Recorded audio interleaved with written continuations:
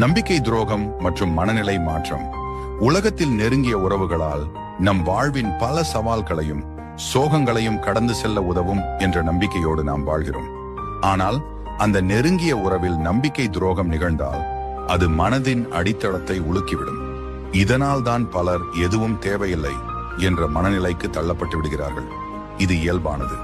ஆனால் இந்த நிலை நீடிக்காமல் அதை ஒரு புத்துணர்வாக மாற்றிக்கொள்ள வேண்டும். நமக்காக நாமே உறுதியாக நிற்க வேண்டும். நம்பிக்கையை இழந்ததால் வாழ்க்கையை நிறுத்திவிட முடியாது. அது நம்மை வலிமையானவர்களாக மாற்றும் ஒரு பாடமாக இருக்க வேண்டும். நம்பிக்கை துரோகமான வாழ்க்கையின் கடைசி அத்தியாயம் அல்ல, அது ஒரு புதிய அத்தியாயத்தின் தொடக்கம். உங்களை நம்புங்கள், துரோகத்தின் வலி நம்மை தூரத்துக்கும் உயரத்துக்கும் கொண்டு செல்வதற்கான ஒரு சிகப்பு சுடரை போல ஆகட்டும். முடிவில் நெருங்கிய உறவின் நம்பிக்கை துரோகம் உங்கள் வாழ்க்கையை மாற்றுகிறது. ஆனால் அதை நீங்கள் எப்படி எதிர்கொள்கிறீர்கள் என்பதில்தான் உங்கள் வெற்றி அடக்கம். உங்கள் சாதனைகள் உங்கள் பதிலாய் பேசட்டும்.